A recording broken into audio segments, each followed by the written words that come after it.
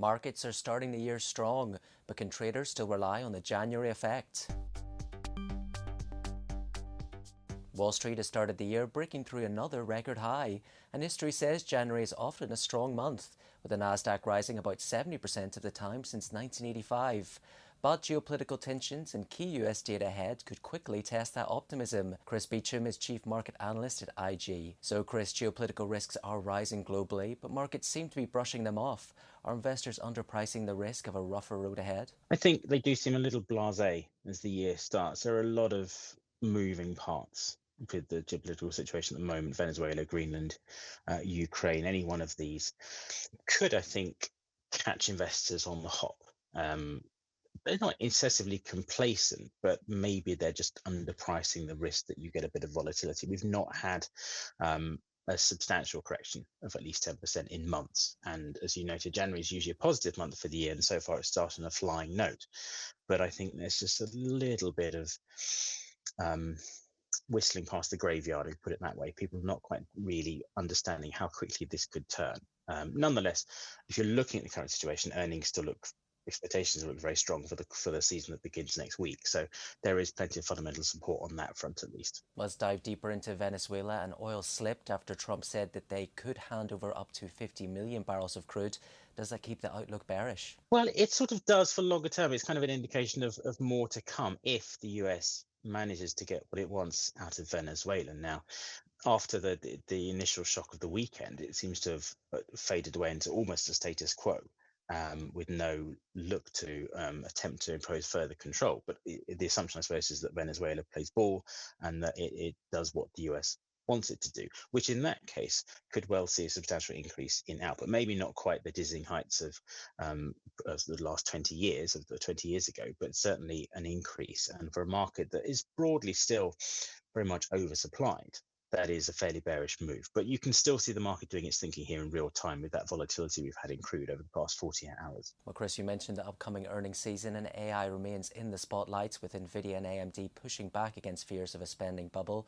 So is setting up a bumper season just a few weeks away? Well, it certainly is looking fairly good at this point. Expectations for Q4 have actually risen over the last couple of weeks, whereas normally they tend to be trimmed as caution takes hold amongst analysts. That might, of course, be a danger in itself. But we're expecting growth rate of about 8% for the quarter, which will be the 10th in a row. And earnings and stock prices tend to move in tandem. The question is, I suppose, whether the bounce of the last few days, indeed the last sort of 2 months or so, was really priced in a lot of the optimism. And I suppose if you tie in earnings with the political situation, maybe there is a risk that with the VIX also at a very low level, things are just looking a little too rosy at this point in time. When even the FTSE 100 is trading in a very strong way, it does make you wonder if the market is currently underpricing the risk of some volatility. Let's turn to the upcoming data now. On Friday sees the first key US jobs report of the year. What are you watching, and could it shift expectations for a pause in January? Certainly, if it is strong enough, the Fed probably is more non-committal on this than many investors think. But we're expecting further weakness, and I think that's enough of a green light. I think if you get a slightly stronger print, it's not enough to move the dial back towards a hold. I think we're still potentially looking at another cut in January, and that will only increase as we get towards the appointment of the next chair. I think we're still expecting the Fed to be fairly active in cutting rates this year. Well, policymakers are becoming more increasingly entrenched. Moran calling for aggressive cuts versus Barkin remaining cautious. What would actually push them out of their camps? Data that really backs up the view that the employment picture is weakening. It is a Fed that is focused squarely on employment. I think inflation is continuing to behave reasonably well. There were signs in the most recent CPI report that there are rises in some areas that could become concerning, but it requires more than just one set of data, and of course a complete set of data, because the payrolls and for inflation that we get this month, it's the first real full set that we get since the government shutdown. So for the moment, we've been almost flying blind, or certainly flying without the full picture ahead of us. And I think it is important for the next couple of releases to really get things back on track in terms of looking at what we can see. And if you get the picture where inflation is continued to be relatively contained, even if it nudges slightly higher, but you get a weakening job market, then that really means that I think you could see the Fed continue to shift in a more dovish direction. Traders are betting that 10-year Treasury yields could break below 4% in the coming weeks.